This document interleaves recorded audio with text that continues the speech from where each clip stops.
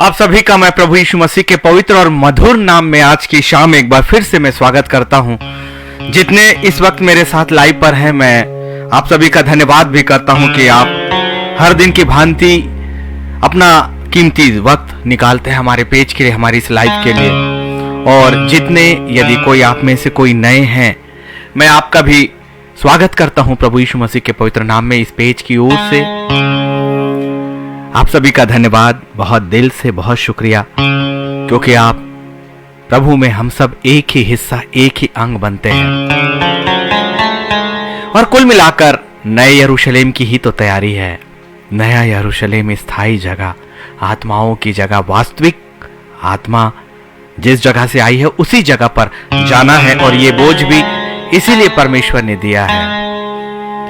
सच में ना, परमेश्वर का वचन कहता है ना कि यदि मनुष्य सब कुछ प्राप्त करे लेकिन यदि अपने प्राणों अर्थात आत्मिक जीवन की हानि उठाए तो फिर कोई लाभ नहीं है।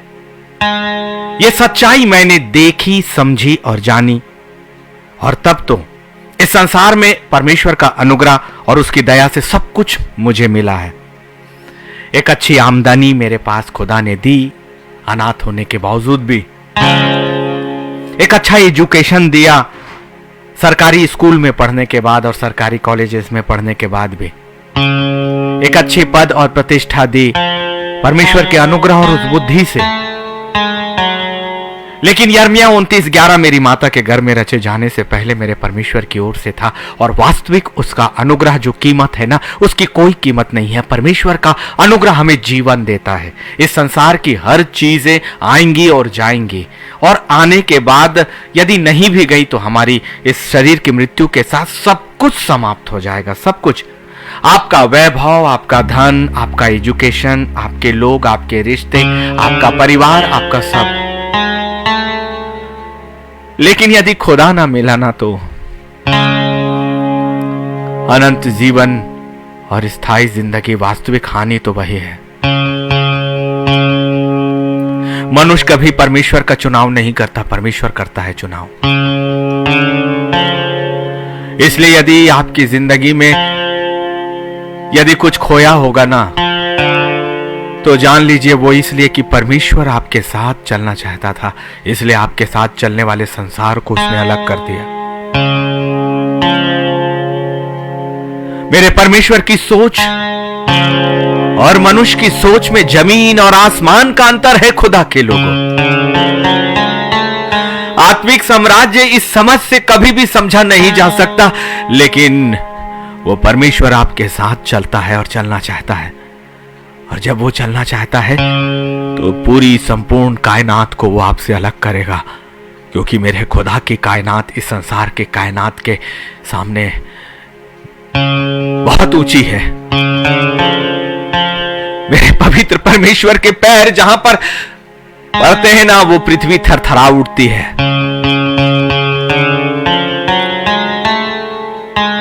वो आंखों से ऐसे नहीं दिखाई देता, क्योंकि वो आत्माओं से बात करने वाला महान परमेश्वर है।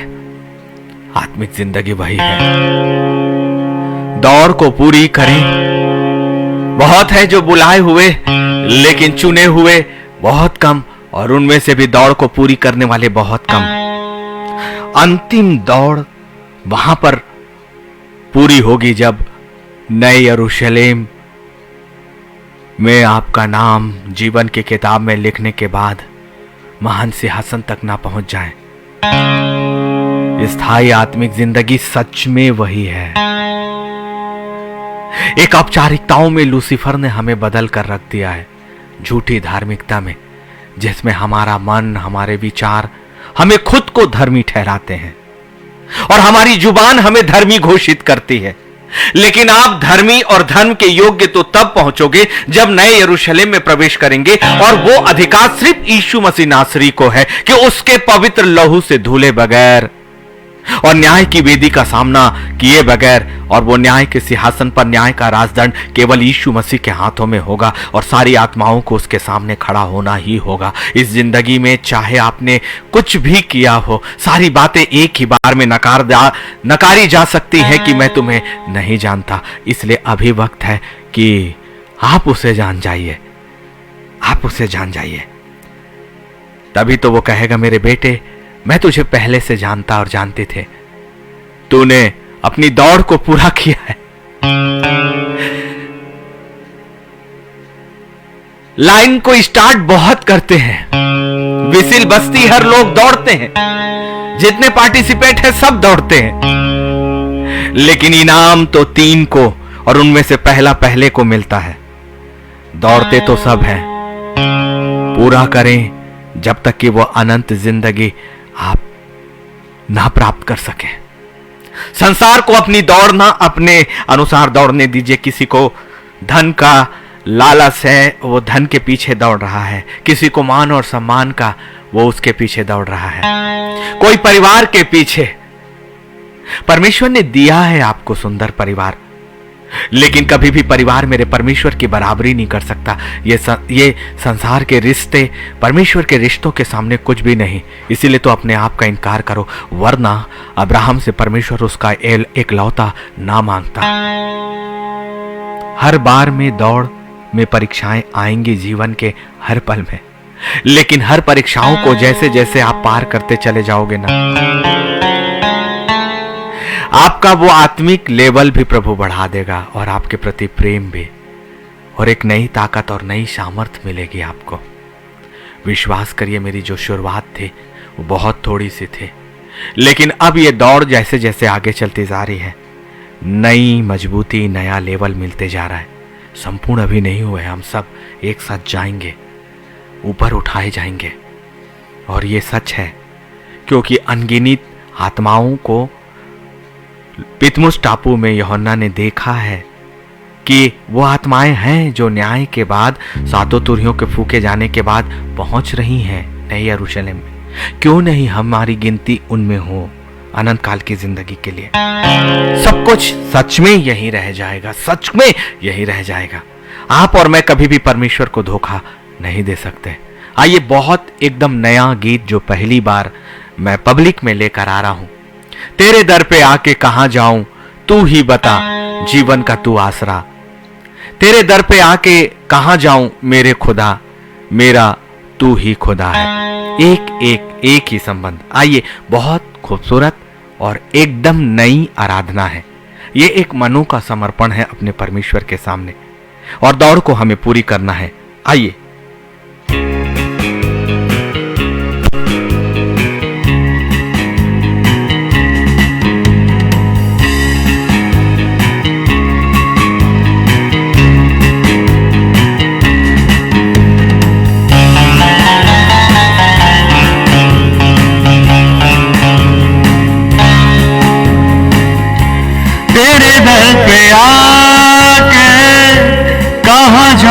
तू ही बता, जीवन का तो आसरा। तेरे दर पे आके कहाँ जाऊं तू ही बता, जीवन का तो आसरा। तेरे दर पे आके कहाँ जाऊं मेरे खुदा, तू ही तो मेरा खुदा। तेरे दर पे आके कहाँ जाऊं मेरे खुदा, तू ही तो मेरा खुदा।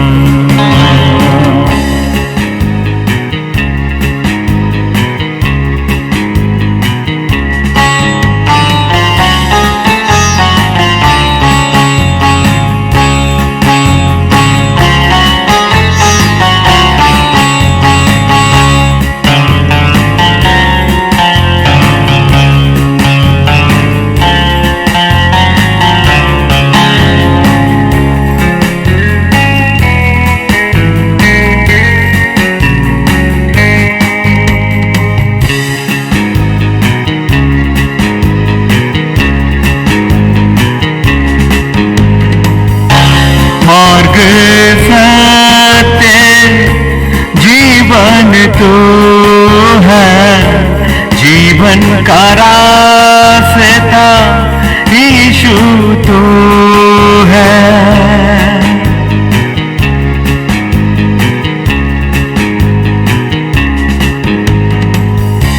मार्ग सत्य जीवन तो है, जीवन का रास्ता यीशु तो है।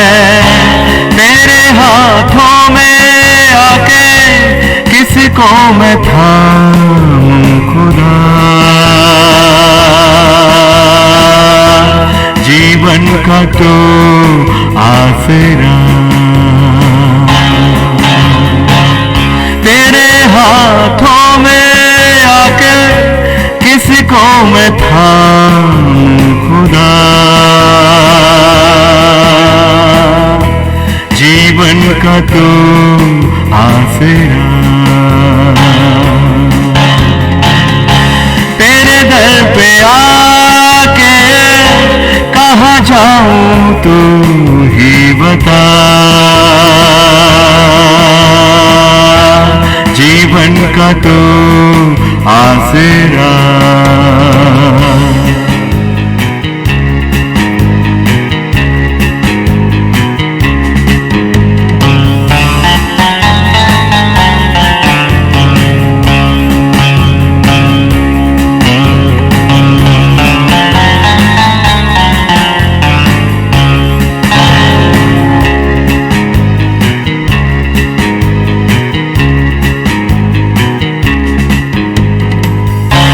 भटक रहा था बिन मंजिल के, मुझको दिखाया रास्ता तूने।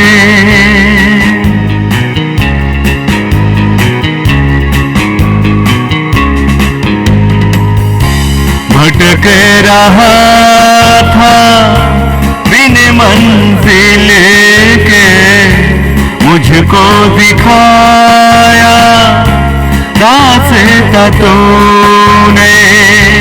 तुझको ही पाके कुछ भी न चाहूं खुदा, जीवन का तू रास्ता। तुझको ही पाके कुछ भी न चाहूं खुदा, जीवन का तू रास्ता। तेरे दर पे आके कहाँ जाऊं मेरे खुदा, तू ही तो मेरा आसरा। तुझको ही पाके और क्या चाहूं खुदा, मेरा तो तू आसरा, मेरा तो तू आसरा, मेरा तो तू ही खुदा।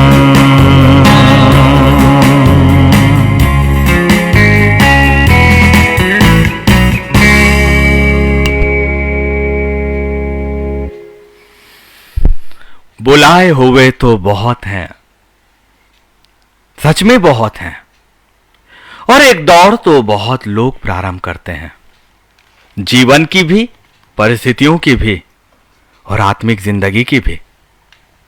प्रतिज्ञा तो बहुत सी जुबानें लेती हैं, मनुष्यों के सामने भी और प्रभु के सामने भी।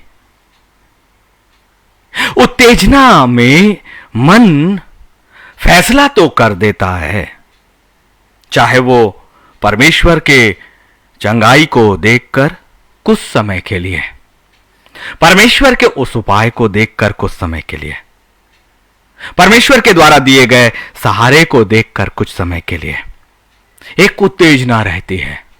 12 से 15 वर्षों से मेरी प्रार्थना की सेवकाई है और प्रारंभ भी वही किया था, और प्रार्थना की सेवा मेरी सबसे मूल सेवा रहेगी, क्योंकि ये सबसे मूल इसलिए है कि ये पवित्र परमेश्वर के सिंहासन के सामने मध्यस्थता है। मैं प्रचारक बन सकता हूं, मैं आराधक बन सकता हूं, मैं लाइव में आ सकता हूं, सारी बातें हो सकती है, लेकिन इन सब कामों के ऊपर ये बातें तो तब होती हैं जब मैं अपने परमेश्वर से मध्यस्थता की प्रार्थना करता हूं। मेरा मूल कार्य, मेरी मूल सेवा वही है और वही रहेगी हमेशा। एक उत्तेजना सी आती है लोगों के मन में, एक उबाल सा आ जाता है आत्मिकता का और धार्मिकता का भी। जब हम किसी ऐसे माहौल में जाते हैं जहां पर हजारों लोग एक आत्मा में हैं, हम भी उस वातावरण से एक कमिटमेंट तो लेते हैं, लेकिन दौड़ पूरी नहीं कर पाते, दौड़ना शुरू करते हैं। और बहुतेरे हैं जिसमें कि अधिकांश, जो पवित्र आत्मा कहता है कि जो कभी भी अपनी पूरी दौड़ को कभी भी पूरी नहीं करते, और ये संख्या बहुत ज्यादा है, बहुत ज्यादा। क्या मनुष्य परमेश्वर को धोखा दे सकता है? क्या हम परमेश्वर को धोखा दे सकते हैं? कभी भी नहीं, कभी भी नहीं। और परमेश्वर हमारे मन के विचारों और आत्माओं को जानने और परखने वाला ये परमेश्वर है। इसलिए यदि दौड़ आपने प्रारंभ की है ना, तो दौड़ को पूरी भी करना है, और इसीलिए आत्मा चाहता है कि दौड़ को आप मैं पूरा करें। और नीति वचन 3 उसके 5वें और 6वें कलाम के अनुसार वो हमें ये शुरुआत ही देता है कि तू अपनी समझ का सहारा मत लेना, लेकिन संपूर्ण मन से परमेश्वर यहोवा पर भरोसा रखना। और यही हमारे लिए प्रारंभ भी है, और यही चलना भी है, और यही दौड़ के पूरी करते तक भी यही है कि अपनी समझ का सहारा मत लेना। कहीं ऐसा तो नहीं कि आप में से अधिकांश हैं जिन्होंने दौड़ के लिए अपनी जिंदगी को प्रारंभ तो किया, लेकिन बहुतेरे हैं जो परिवार के कारण, अपने बच्चों के कारण, अपनी परिस्थितियों के कारण अपने जीवन की उन परेशानियों के कारण, आर्थिक दिक्कतों के कारण, लोगों के छोड़ने के कारण बहुत जल्दी अपने उस कमिटमेंट से या तो उसी जगह पर खड़े हो जाते हैं या उसी जगह से वापस लौट जाते हैं। लेकिन दौड़ने वाले तो लगातार दौड़े ना, तभी तो वो अंतिम मुकुट आप तक और मुझ तक मिलेगा। वरना ऐसी दौड़ का जिसका कोई परिणाम ही नहीं, उसका लाभ ही क्या है। और लूसीफर आपसे डरता नहीं है वो, और आपके चुनाव से भी नहीं डरता, वो हंसता है। आपकी दौड़ के प्रारंभ होने से भी वो नहीं डरता, लोगों के सामने आपके आगे आकर गवाही देने से भी वो नहीं डरता, बल्कि ज्यादा अट्टहास करके हंसता है, क्योंकि उसे पता है कि बहुतेरे हैं जो वापस आएंगे, क्योंकि चौड़ा है वो मार्ग जो नरक की ओर लेकर जाता है। चौड़ा इसलिए है कि अधिकांश उस रास्ते पर जा रहे हैं अपने आप जा रहे हैं। हजारों और करोड़ों लोगों के लिए लूसीफर को कुछ भी नहीं करना पड़ रहा है। लोग तो खुद ब खुद अपनी जिंदगी को उस रास्ते पर डाल चुके हैं। और बहुत से लोग तो ये भी कहते हैं, जीना यहां, मरना यहां, इसके सिवा जाना कहां।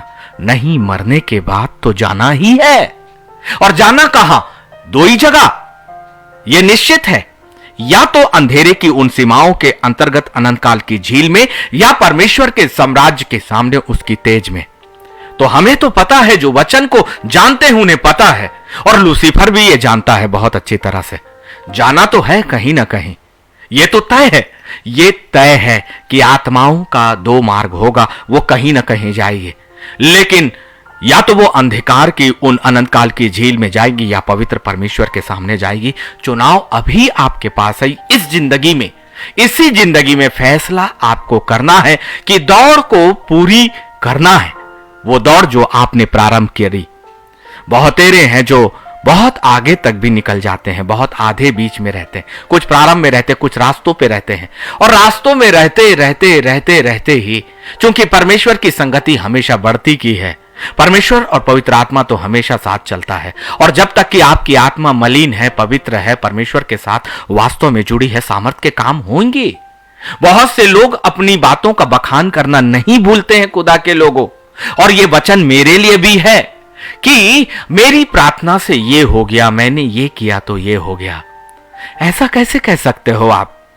यह तो परमेश्वर का अनुग्रह होता है, और उस व्यक्ति के विश्वास भी। क्योंकि यीशु मसीह ने कई बार नहीं कहा था, क्या तू विश्वास करता है कि मैं तुझे चंगा कर सकता हूं? क्यों पूछा उसने? और खुदा ने यह क्यों कहा कि जा तेरे विश्वास के अनुसार हो? कई बार एक मध्यस्थ मायने नहीं रखता है। वो मध्यस्थ के ऊपर, वो सिंहासन पर सुनने वाला, और वो व्यक्ति जो विश्वास के साथ उस परमेश्वर पर विश्वास करता है, परमेश्वर अपने वचन के अनुसार उस पर अपनी चंगाई लाएगा, उसकी जिंदगी में आशीषें लाएंगी, क्योंकि उसके विश्वास ने उसे परमेश्वर से जोड़ दिया है। और यदि कोई अगवा उसे अपने आप से, अपनी परिस्थितियों से, अपने भावनों से जोड़ता है, तो वो कभी भी सही मध्यस्थ नहीं है। एक मध्यस्थ तो अपना रिवार्ड पाएगा, वो प्रभु से पाएगा। क्योंकि स्वामी यदि कोई कार्य करता है और जिस जगह पर वो कार्य करता है, उस जगह के लोग उसे उसका दाम नहीं देते, उसकी कीमत नहीं देते, उसकी मजदूरी नहीं देते। देता तो वो है जिसने उन्हें काम सौंपा है। तो जब संसार में ये साधारण सी बातें होती हैं कि स्वामी ही दास को उसकी मजदूरी देता है, तो हमें मजदूरी वो स्वामी जिसकी सेवा हम करते वही देगा, और हम डिसाइड करने वाले कोई नहीं होते। इसलिए हमें दौड़ को ना सिर्फ हमें पूरा करना है, परंतु अपने पीछे जितनी भेड़ें हैं ना, वो दौड़ में पूरी होनी चाहिए। इसीलिए पहला पत्रस उसका 2 अध्याय उसका 21वां कलाम, और तुम इसी के लिए बुलाए भी गए हो, क्योंकि मसीह भी तुम्हारे लिए दुख उठाकर तुम्हें एक आदर्श दे गया कि तुम भी उसके चिन्ह पर चलो। क्या मसीह जब स्वर्ग में गया, उस अनंत काल के साम्राज्य में गया, तो उससे पहले उस खुदा को भी बहुत से दुख उठाने पड़े, बहुत सी बातें उसे परमेश्वर के सामने, और 33 वर्ष 30 वर्ष तो उसे सामान्य जीवन में जीना पड़ा, उन्हीं परिस्थितियों के बीच में जो परिस्थितियों में आप और मैं जवान होते हैं। और उसके बाद जब यीशु मसीह ने सेवकाई प्रारंभ करी, 3.5 वर्षों में ही इतने अथाह वेदनाओं से उसे गुजरना पड़ा। हर जगह अपमान, हर जगह निंदा, यहां तक कि उसके अपने लोगों और उसके अपने खुद के भाई बहनों ने भी उसकी निंदा करी। और तब यीशु मसीह को कहना पड़ा ना कि उसके अपने के लोग अपने लोग ही उसे नहीं जानेंगे। मैं जगत में था और जगत ने मुझे नहीं पहचाना, नहीं पहचाना। और आज भी हम एक औपचारिकता में लिए, लेकिन वास्तविक आत्मिक जीवन को अभी भी हम नहीं पहचान पा रहे हैं। सच में खुदा की बातें कभी नहीं टलेंगे। संसार को संसार की दौड़ में दौड़ने दीजिए। किसी को अपनी नौकरी के चक्कर में, अपनी नौकरी की दौड़ में कोई दौड़ रहा है, कोई पैसों की दौड़ में दौड़ रहा है, कोई व्यवसाय के दौड़ में दौड़ रहा है, कोई पत्नी पत्नी पत्नी पत्नी कर रहा है। मैंने तो ऐसे बहुत सी चीजें सुनी जहां पर लोग ये कहते हैं कि 7 जन्मों में भी यदि मिले ना तो मुझे ये पत्नी चाहिए, 7 जन्मों में भी मिले तो मुझे ये पति चाहिए। क्या वचन आपके सामने नहीं है क्या कि सिर्फ एक बार मरना और न्याय का होना है? ये वचन में लिखा हुआ है, यही लिखा है, एक बार मरना और फिर न्याय का होना है। तो फिर मुझे क्या चाहिए?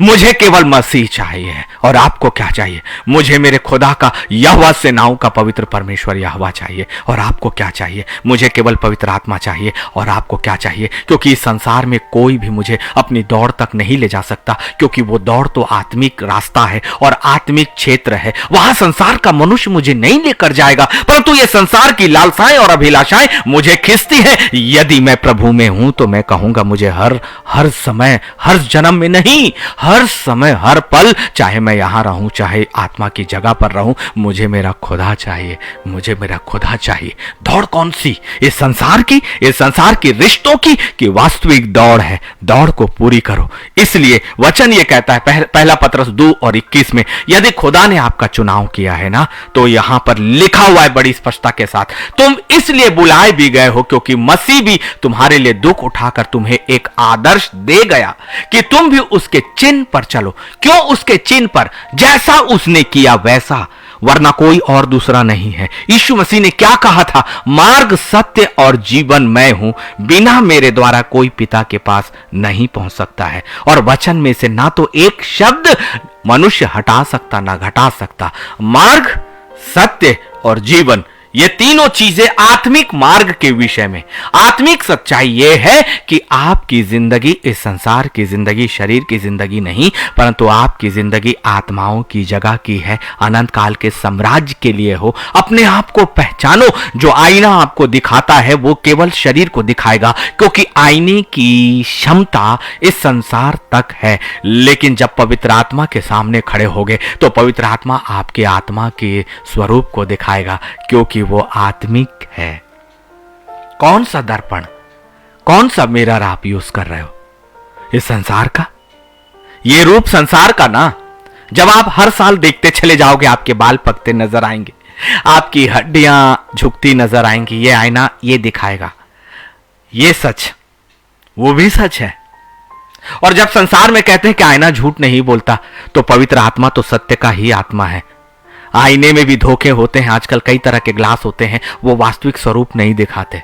इसीलिए हम कहते हैं कि अच्छी क्वालिटी का नहीं है, क्योंकि जैसे हम दिखते वैसा नहीं दिखाई देता। क्योंकि मिलावट होगी, संसार में मिलावट होगी।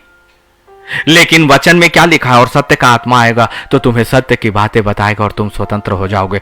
एक ही जगह है जो मिलावटी नहीं है, पवित्र आत्मा, क्योंकि पवित्र आत्मा स्वर्ग से है और स्वर्ग कभी मिलावटी नहीं है, वहां हर चीज सच है। इसलिए हम इसलिए बुलाए गए हैं कि हम भी वैसे ही दुख उठाकर यीशु मसीह के चिन्ह में चले, क्योंकि मार्ग, सत्य और जीवन वही है। दौड़ को तो दौड़ते बहुत हैं, लेकिन पूरा करने वाले बहुत थोड़े होंगे, बहुत थोड़े होंगे। लेकिन धन्यवाद दीजिए कि उनमें आप और मैं होने ही चाहिए, क्योंकि अब पवित्र आत्मा ने हमें यह सिखा दिया है। बहुत से लोग हैं निकलते हैं अपनी आत्मिक जिंदगी में, लेकिन बहुत जल्दी वो पीछे हो जाते हैं, अपने पैरों को यूं टर्न लेते हैं। यदि कोई जगह आपके लिए परमेश्वर की योजना और इच्छा की होती, तो परमेश्वर आपको उस जगह से वापस ले जाने के लिए नहीं, निकालने के लिए बनाता है। सदोम और अमोरा में वापसी के लिए नहीं था, वापसी के लिए नहीं था। सदोम और अमोरा में उस जगह को प्रभु ने नहीं बदला, क्योंकि वहां का जगह वो पाप लूसीफर के हाथों में था। परमेश्वर अपने लोगों को ऐसी जगहों से आजाद कर देता है, बाहर निकालता है, क्योंकि अपवित्रता और पवित्रता का कोई मेल नहीं। इसलिए कोई पवित्र परमेश्वर की पवित्र योजनाओं को बोलकर लूसीफर की जगह पर वापस जाता है तो वो पवित्र आत्मा की निंदा करता है। सच है ये। यदि हमने उसी वातावरण से, जिस वातावरण से परमेश्वर ने हमें आजाद किया है, यदि हम उसी वातावरण पर जाते हैं तो हम अपनी दौड़ को यू टर्न करके अपने उसी प्रारंभ के स्थान पर आ जाते हैं, और ये कभी भी हमें उस दौड़ के अंतिम पूरी अवस्था तक नहीं ले आएगी। सोचिए ना, जहां से आपने प्रारंभ किया यदि वही है तो फिर वो दौड़ पूरी कहां हुई? वो तो प्रारंभ ही नहीं हुई। फिर जीवन का सारा रास्ता, सारे वर्ष, सारी आपकी आत्मिकता, आपकी धार्मिकता, आपके प्रचार, आपका कार्य, सब कुछ तो शून्य हो गया, क्योंकि आपने उसे शून्य किया। क्यों? क्योंकि लूसीफर ने आपके मन और विचारों में पवित्र आत्मा बनकर बातें की, झूठी बातें। मैं जानता हूं, मैं इस बात को जानता हूं कि कई बार दुष्ट आत्माएं ऐसे बात करती हैं जैसे वो पवित्र आत्मा हो, पवित्र आत्मा का छद्म रूप लेंगे, और इसलिए उनको पहचानने के लिए पवित्र आत्मा की शक्तियों को ही इस्तेमाल करे बगैर मनुष्य की सीमाओं में उनको समझना बिल्कुल भी संभव नहीं है। इसलिए कई बार वो उन्माद लाएंगे, शरीरों के हिलने और डुलने से नहीं, आत्मा के चलने को प्रतीति करें। कई बार जब आत्मा की उपस्थिति आती, लोग अपने शरीरों को हिलाते हैं, जंजालते हैं। ये सब कुछ हो सकता है, लेकिन इस पे मत जाइए, चिन्ह और चमत्कारों पे नहीं चाहिए। वास्तविक परिवर्तन वो है कि अपना डेस्टिनेशन देखें कि मेरा जो एम और उद्देश्य का स्थान है वो कौन सा है, नया यरूशलेम। ये बातें बहुत छोटी है, ऐसी बातें जो चिन्ह और चमत्कार के रूप में है। चिन्ह और चमत्कार इस दुनिया के लिए है, दुनिया के लोगों के लिए है। इस शरीर में और इस संसार की शक्तियों में वो सामर्थ्य है। लूसीफर के पास भी ये शक्ति है ना। आप क्यों नहीं भूलते कि वो भी सबसे अधिक सामर्थी स्वर्गीय प्राणी है, जिसके पास अलौकिक शक्तियां हैं, अलौकिक शक्तियां हैं, और इतनी ज्यादा शक्तियां हैं कि उसके बराबर इस संसार में कोई भी वो शक्तियों को नहीं है। केवल पिता परमेश्वर का सिंहासन और यीशु मसीह का सिंहासन और उनकी ताकत, उनका नाम में वो सामर्थ्य उसके ऊपर है, क्योंकि इन्हीं ने ही उसे हराया है। इसलिए चिन्ह और चमत्कार देखकर कंफ्यूज मत हो जाइएगा, और कहीं ऐसा ना हो कि लूसीफर की आत्माएं और झूठे प्रेरितों की आत्माओं ने आपको चिन्ह और चमत्कार तक लगा दिया। ये चिन्ह और चमत्कार आपके शरीर तक सीमित रहेंगे भाई, लेकिन ये चिन्ह और चमत्कार आपको नए यरूशलेम अर्थात आपकी दौड़ को पूरी नहीं कराएंगे। पूरा तो आपका आत्मिक जीवन जो पवित्र आत्मा के संगति और परमेश्वर के साथ है, उसके दूतों की रहनुमाई में, उसके दूतों की रहनुमाई में। यशायाह 41 और 10 में क्या कहता है प्रभु का वचन, सुनिए ना। मत डर क्योंकि मैं तेरे संग हूं, इधर उधर मत ताक क्योंकि मैं तेरा परमेश्वर हूं। मैं तुझे दृढ़ करूंगा और तेरी सहायता करूंगा, अपने धर्म में दाहिने हाथ से मैं तुझे संभाले रहूंगा। तो जब परमेश्वर आपको दौड़ में आगे बढ़ने के लिए कहता है और जब आप दौड़ते हो, तो परमेश्वर का ये वाचा जो आपकी जिंदगी की भविष्यवाणी है, क्योंकि ये मेरे सबसे फेवरेट यशायाह भविष्यवक्ता के द्वारा मेरी जिंदगी के लिए भविष्यवाणी की गई है और आपकी जिंदगी के लिए भी। और ये महान भविष्यवक्ता के द्वारा कही गई बातें कभी भी खाली नहीं जाएंगी, क्योंकि इसने यीशु मसीह के कोड़े खाने और उसके मारे जाने और उसके मारे जाने से हमारे चंगे होने की भविष्यवाणी करी है, जो पूरी हुई है। तो फिर ये वाली बातें भी जो उसने परमेश्वर के संग रहने की भविष्यवाणी आपके और मेरे लिए की, वो क्यों नहीं पूरी होंगी? पर्याप्त है ना। ये भविष्यवाणियां भी तो पूरी हैं, और खुदा आपसे कहता है कि मत डर, मैं तेरे संग हूं। क्योंकि उस समय आप पैदा नहीं हुए थे, जब आप चलना प्रारंभ किए तब आपका अस्तित्व अभी आप सोचते हो ना, तो ये वचन तो भविष्यवाणियां ही हुई ना, जो भविष्य की बातें कहा, क्योंकि उसने आपसे बातें करी है भविष्यवक्ता के द्वारा से कि मत डर, मैं तेरे संग हूं, इधर उधर मत ताक क्योंकि मैं तेरा परमेश्वर हूं, तेरा परमेश्वर हूं। इस संसार में कोई आपको अपना नहीं कहता, लेकिन एक महान सिंहासन जिसके ऊपर और कोई दूसरा नहीं है, वो कहता है आपके लिए, आपके अभी उस जीवन के बाद की ये भविष्यवाणी है जब परमेश्वर आपको एक आत्मिक दौड़ में प्रारंभ करने के लिए चुनता है। और आप नहीं देते अपनी जिंदगी, याद रखिएगा। परमेश्वर का अनुग्रह और उसकी दया आपको इस्तेमाल करती है, और संसार में उसका प्रतिफल मिलेगा। जब संसार में व्यर्थ होने वाले परिश्रम आपको बहुत कुछ देते हैं, तो जिसने संसार बनाया और संसार का सब कुछ बनाया, उसमें किया गया परिश्रम कितना अधिक लाभ का होगा। कभी सोचा है आपने? कभी हमने सोचा ही नहीं ना। जिन्हें नौकरी नहीं होती वो नौकरी पाकर सोचते हैं कि बस मेरी जिंदगी में उद्देश्य पूरा हो गया। जिनका विवाह नहीं होता वो विवाहित जीवन में आने के बाद सोचते हैं कि मेरा उद्देश्य पूरा नहीं हो गया। ये अस्थाई है, ये दौड़ ही नहीं है, ये जीवन को जीना है। और जीवन को जीने के बाद यह जीवन समाप्त हो जाएगा और बिना दौड़ में प्रारंभ किए ही उस आत्मिक साम्राज्य में आत्माओं की जगह पर कैसे पहुंचेंगे हम? शरीर के कामों से कभी भी नहीं। परमेश्वर का वचन और उसका जो तरीका ना बदला ना कभी बदल सकता है, कभी भी नहीं, कभी भी नहीं, कभी भी नहीं। इसे दौड़ को पूरी करना है और दौड़ को पूरी करने के लिए हमें परमेश्वर का साथ है। और इसलिए उसने कहा कि मैंने तुम्हें कभी ऐसी परीक्षा में पढ़ने नहीं दिया जो तुम्हारी सहन शक्ति के बाहर हो।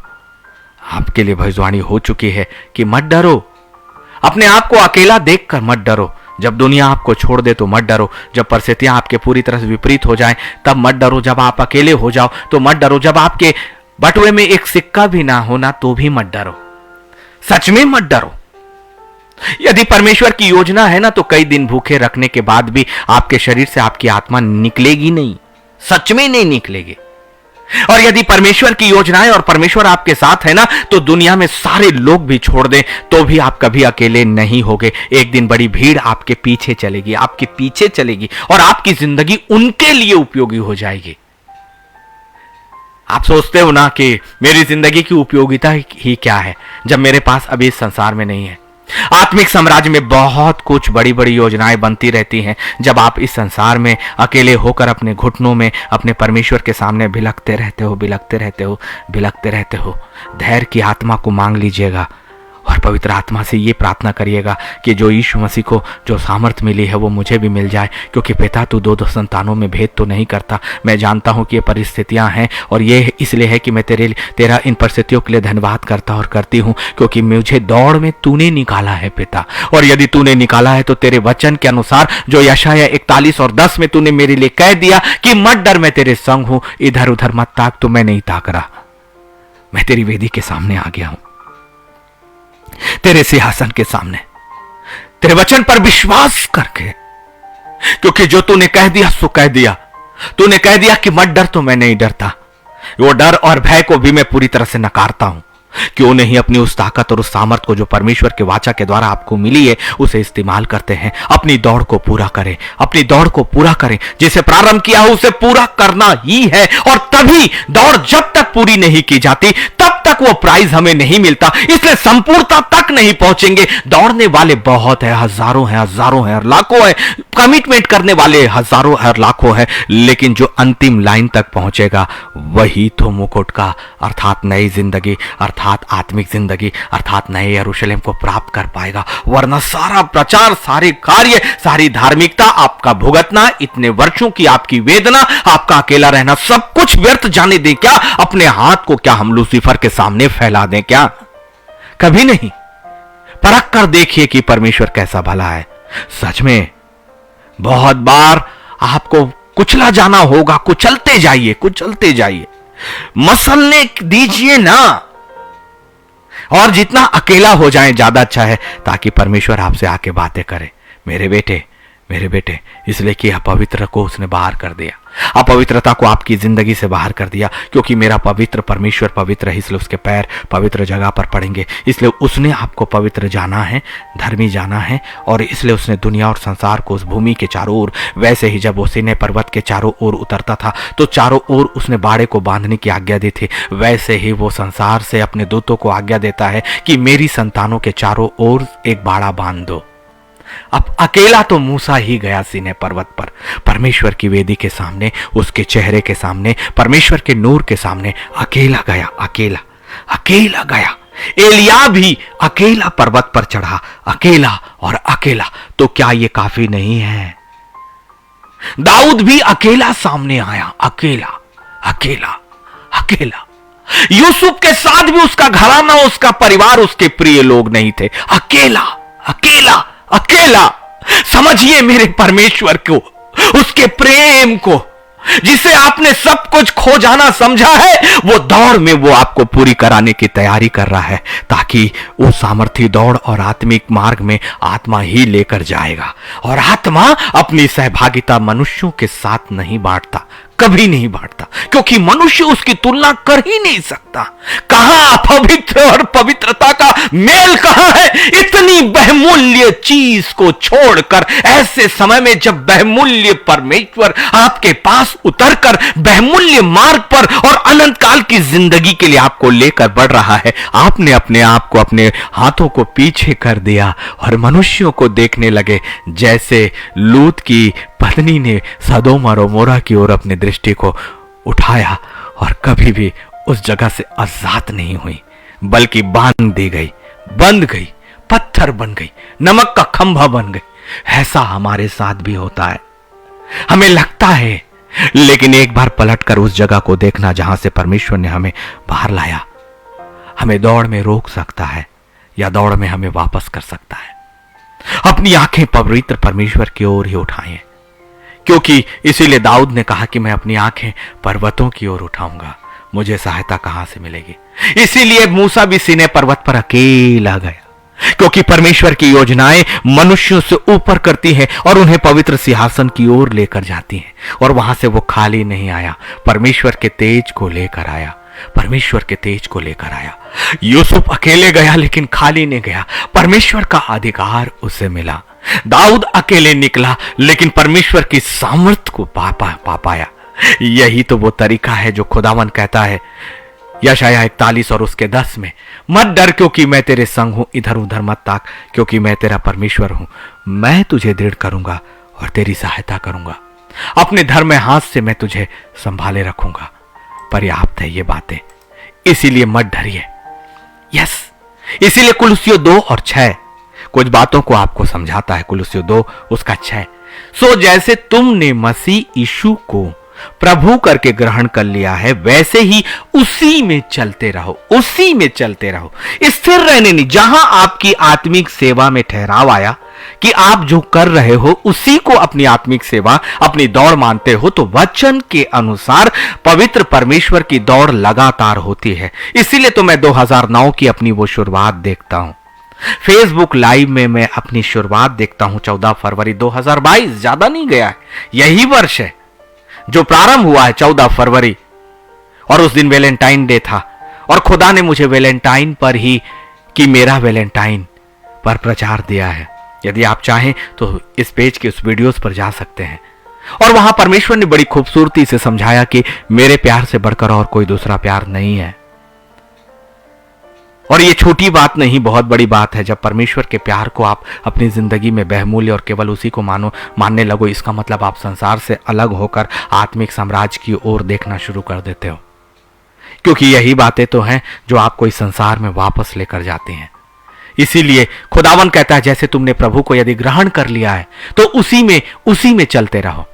यदि आपने यीशु मसीह को ग्रहण किया, आपने आत्मिक जिंदगी प्राप्त करी, आपने सेवकाई भी शुरू करी, चाहे वो प्रार्थना के माध्यम से हो, चाहे गीतों के माध्यम से हो, चाहे कलीसिया में अपनी सहयोगिता से हो, लेकिन यदि आप लगातार नहीं चल रहे हैं और प्रभु मेरा उन्नति का है, क्या प्रभु आपको सालों और पूरी जिंदगी भर केवल प्रार्थना ही कराएगा?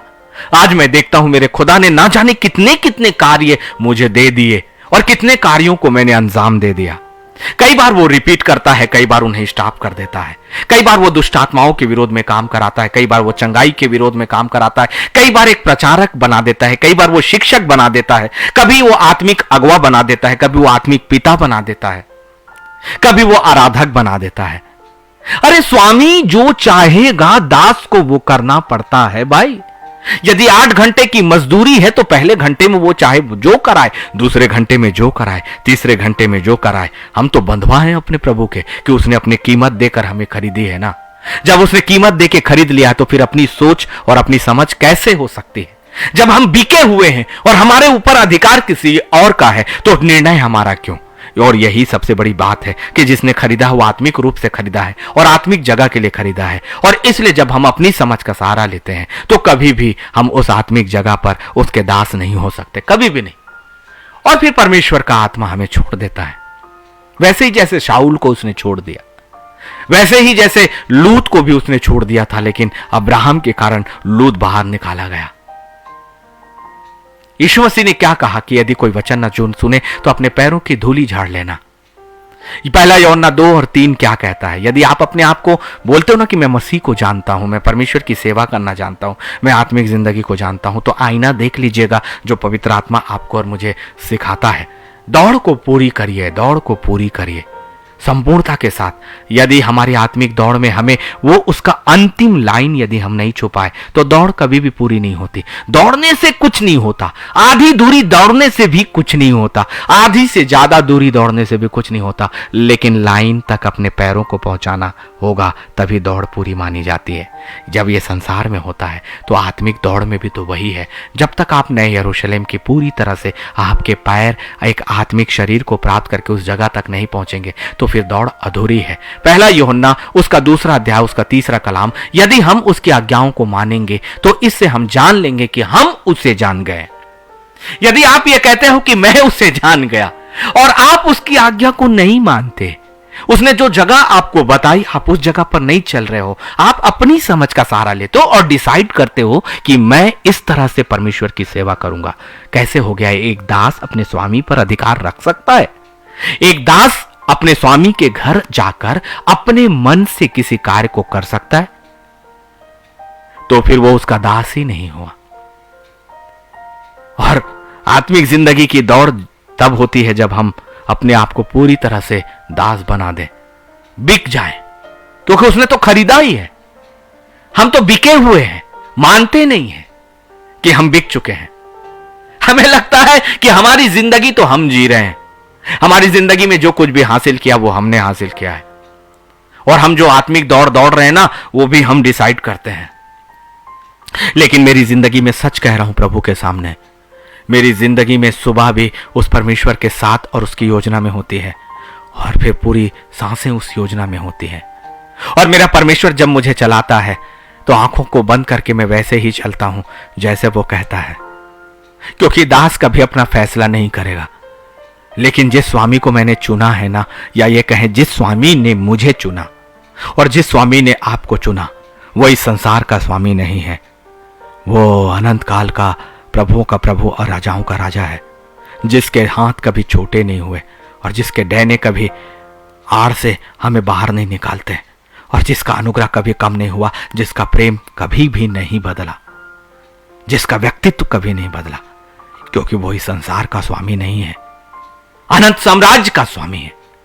और उस स्थान के लिए उसने अपने दास के समान हमें मजदूरी दी, ताकि हम अपनी मजदूरी का प्रतिफल नया यरूशलेम प्राप्त कर पाएं, अपनी दौड़ को पूरी कर पाएं। इस दौड़ में आप अकेले नहीं हो। आत्मिक जिंदगी के दौड़ में कभी भी आप अकेले नहीं होते। कुछ चीजें दिखाई नहीं देती, सुनाई नहीं देती, इसका मतलब ये नहीं कि वो नहीं होते। आत्मिक दौड़ में दौड़ने वाला हर व्यक्ति मेरे खुदा की आंख से घिरा होता है, मेरे खुदा की सामर्थ में घिरा होता है, क्योंकि योजनाएं और उसका जो वचन, वो वचन पवित्र स्वरदूत आपकी जिंदगी के चारों ओर लेकर चलते हैं। वो पवित्र स्वरदूतों की सुरक्षा आती है। यस, उसने आपको अपने पुतली के समान रखा है। खुदा के लोगों, दौड़ को पूरी करो, क्योंकि वो परमेश्वर अपने वचन के अनुसार आपके साथ हर पल है, और वो सामर्थ भी देने वाला। सब कुछ सेतमेत है। यदि सब कुछ सेतमेत होते हुए भी यदि हम उस आत्मिक दौड़ को पूरा ना कर पाए तो हाय है हम पर, और हाय है उन प्रकाशनों पर, हाय है उस बुद्धि पर, और हाय है हमारी उस जुबान पर जिसमें हमने कह दिया कि मैं परमेश्वर को जान गया। यदि हम उसकी आज्ञा नहीं मानते तो पहला पत्रस 2 और 4 के अनुसार हम झूठे हो गए, क्योंकि यदि हम उसके कहते हैं कि हम उसे जान गए और उसकी आज्ञाओं को नहीं मानता तो वो झूठा है और उसमें सत्य नहीं। ये मैं नहीं, वचन आपको कह रहा है, पवित्र परमेश्वर आपको कह रहा है, पवित्र आत्मा आपको कह रहा है। और उसके द्वारा झूठे ठहराए जाने का सीधा परिणाम यह है कि सत्य सत्य की जगह है, इसलिए झूठ के साथ कोई भी सत्य की जगह पर नहीं जा सकता। पहला यूहन्ना 2 और उसका 5 भी, पर जो कोई उसके वचन पर चले उसमें सचमुच परमेश्वर का प्रेम सिद्ध हुआ है, और हमें इसी से मालूम होता है कि हम उसमें हैं, उसमें हैं, उसमें हैं। इसलिए बहुतेरे हैं जो प्रभु का नाम लेते, प्रभु के दर्शनों का नाम लेते, आत्मिक जिंदगी का नाम लेते, लेकिन अपनी अपनी संसार की इच्छाओं और अपनी मजबूरियों से फैसला करके लोगों के सामने ये घोषणा करते हैं कि खुदा ने मुझे इस जगह पर कहा, जितना वचन मैं जानता हूं, जितने वर्षों की सेवकाई खुदा ने मुझे दी, जितने दिनों का साथ मैं अपने परमेश्वर के साथ चल रहा हूं, प्रभु जहां से प्रारंभ कराता है उस जगह पर कभी वापस लेकर नहीं जाता। सदोम और अमोरा से निकाले गए लोग, मिस्र से लोग निकाले गए, आशीष का देश, श्राप के देश से तुलना नहीं हो सकता। और श्रापित जगह जो लूसीफर की है, मेरे परमेश्वर की जगह कभी नहीं हो सकती, कभी नहीं हो सकती, कभी नहीं हो सकती। इसलिए जो दौड़ आपने प्रारंभ किया वो लूसीफर की जगह होती है, और जो जगह आप जाओगे वो पवित्र परमेश्वर का सिंहासन है। और ये रास्ते जो है ये भी आत्मिक होंगे, ये आशीषों से भरा होगा, क्योंकि आत्मिक परमेश्वर और उसकी सुरक्षा आपके साथ चलेगी, क्योंकि जो खुद आशीषों का देने वाला स्रोत है वो आपके साथ चलेगा। इसलिए आत्मिक दौड़ आपको संसार में भी अधूरा नहीं रखती है, कभी नहीं। संसार में संपूर्ण दे देगी आपको, बहुत आशीषें। पवित्र परमेश्वर की सेवा करने से मेरी जिंदगी पूरी तरह से बदल कर रख दिया, पूरी तरह से, पूरी तरह से। हम जानते हैं कि एक बिना बाप के जो अनाथों के समान जो प्रारंभ हमने किया, और आज परमेश्वर जब हमारा पिता है, मेरा बेटा, वो जब वो कहता है और जब वो मेरा पिता है, स्रोत ही मेरे साथ आ गया। न सिर्फ उसने शिक्षा, धन, दौलत, मान, सम्मान, हर चीजों में खुदा हमें भरता जाता है, इतना कि आप उसे संभाल नहीं पाओगे। यदि आपके कांधों में इसे संभालने की शक्ति और सामर्थ्य होगी, नहीं उठा पाओगे आप। परमेश्वर की उतनी असीम आशीषों को आप लेकर चल नहीं पाओगे, इतना वो लबालब भरता है। क्यों बता? क्योंकि वो इतना लबालब भरता है कि अब वो बहकर दूसरों को भी आपके द्वारा मिलने पाए, मिलने पाए, मिलने पाए। कभी आप जब रोटियों को तरसते थे, लेकिन जब आप दूसरों की जुबान में वो उनके पेट को भरपूरी से भरते हो, तो परमेश्वर का धन्यवाद करना। कभी आप जब दो कपड़ों में चलते थे, और कभी आप लोगों को वस्त्र पहनाते कि योग्यता बना खुदा ने दे दिया, परमेश्वर का धन्यवाद करना कि आत्मिक जिंदगी की दौड़ उसने पूरी की, कि गरीबी और अनाथों लय से और उस तरह की बंधुआई की जिंदगी से, एक एक पीड़ा और अकेलेपन की जिंदगी से खुदा ने हमें आजाद करके आशीषों के देश में ले आया। यूसुफ की शुरुआत जहां से हुई थी उसका अंत वहां नहीं है। दाऊद की शुरुआत जहां से हुई थी उसका अंत वहां नहीं है। इब्राहिम की शुरुआत जहां से हुई थी उसका अंत नहीं थी, क्योंकि इन्होंने अपनी दौड़ को पूरा किया, पूरा किया। और इसीलिए स्वर्ग में उसकी आत्मा है, हम भी उसका हिस्सा बन सकते हैं, क्योंकि हमारे परमेश्वर के प्रेम के में कभी भी मिलावट नहीं है, कभी भी वो अन्यायी परमेश्वर नहीं है। इसलिए मत्ती 11 और उसका 29 कहता है, खुदा के लोगों, मेरा जुआ अपने ऊपर उठा लो और मुझसे सीखो, क्योंकि मैं नम्र और मन में दीन हूं, और तुम अपने मन में विश्राम पाओगे। और ये विश्राम का जगह कौन सी जगह है? नया यरूशलेम, जो आपकी दौड़ का अंतिम स्थान है। जुआ तो उठाना पड़ेगा और खुदा से सीखना ही पड़ेगा, कि सारी परिस्थितियों में भी उसने अपना मुंह नहीं खोला ना।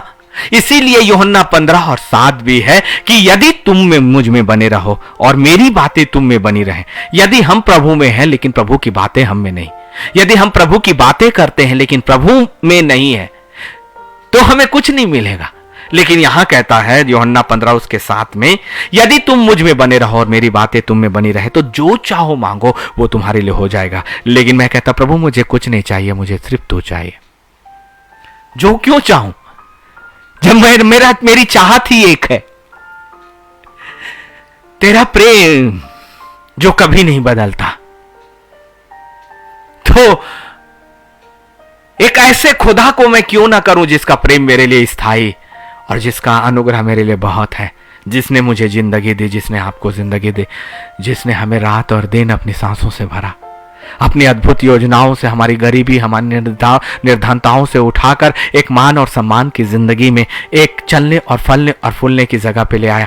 इस संसार को भी वो हमारा कनान बनाता है, बल्कि कनान नहीं परंतु इस संसार को भी नए यरूशलेम में बदल देगा आपकी जिंदगी में।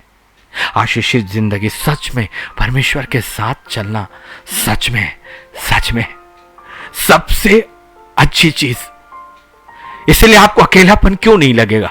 क्योंकि कोई है जो आपके साथ है। हजारों और करोड़ों स्वर्गदूतों के बीच में आप होते हो, और उन्हें आज्ञा है कि मेरे दासों को संभालना, मेरी दासी को संभालना। आपके पैरों के नीचे स्वर्गदूतों के हाथ होते हैं, उनके पंख होते हैं।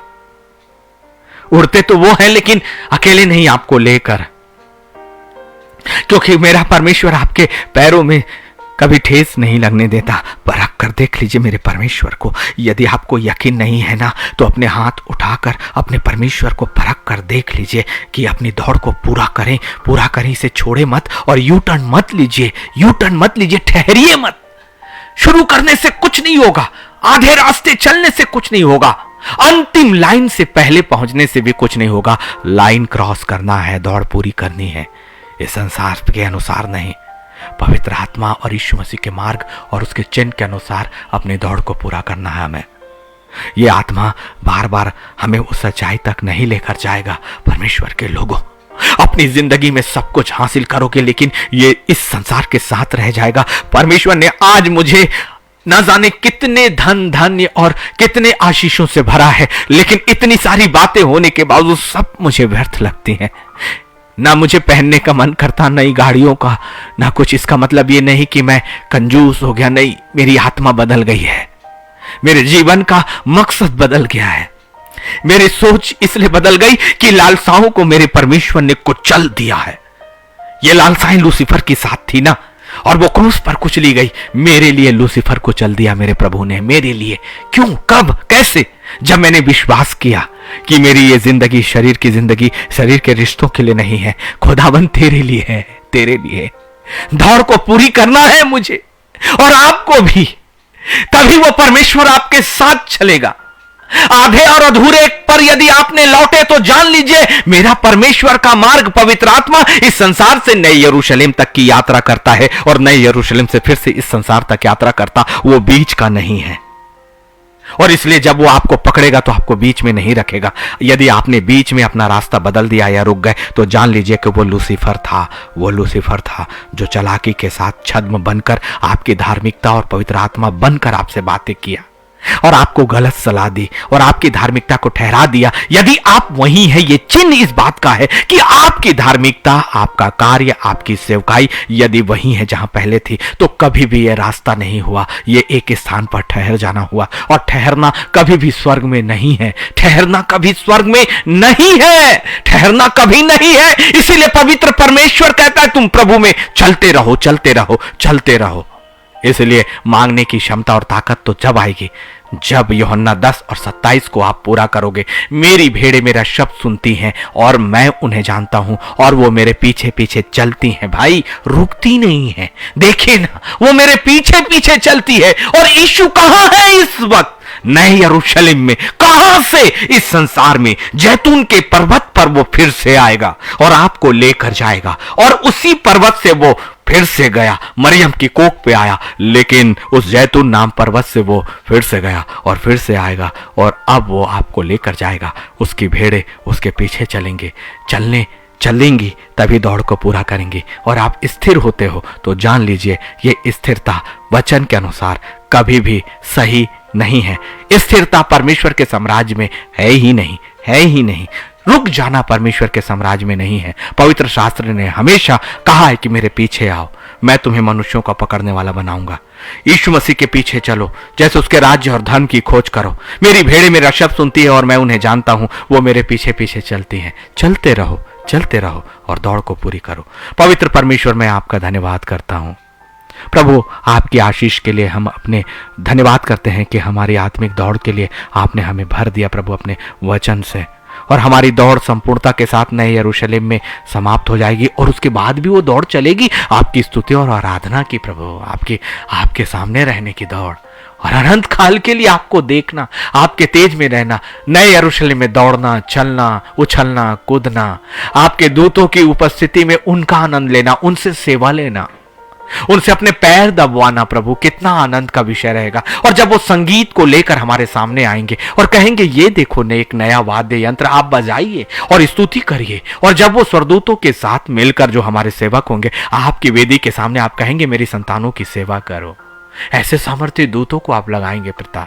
उस दौड़ निरंतर और निरंतर रहेगी। यही जिंदगी चाहिए आपके साथ। संसार चला जाए कोई बात नहीं प्रभु, आप चाहिए हमारी अंतिम दौड़ का, हमारा परमेश्वर जो स्थायी और स्थायी जीवन का है। प्यारे यीशु मसीह के नाम पर आमीन, आमीन और आमीन। प्रभु हम सबको बहुत आयत की आशीष दे खुदा के लोगों। मैं आप सभी का हृदय से धन्यवाद करता हूं और कल के दिन ठीक 9:30 बजे एक नए कलाम के साथ निश्चित तौर से, ये यकीन मानिए मुझे बिल्कुल भी नहीं पता होता कैमरे में आने से पहले कि मैं क्या बोलने वाला हूं। इसीलिए मेरे हर लाइव के बाद 2 या 3 बार ये वचन मैं खुद भी सुनता हूं और बहुत आशीषित होता हूं। प्रभु का इस अनुग्रह के लिए धन्यवाद करें। प्रभु यीशु मसीह के नाम में आप सभी को शुभ रात्रि।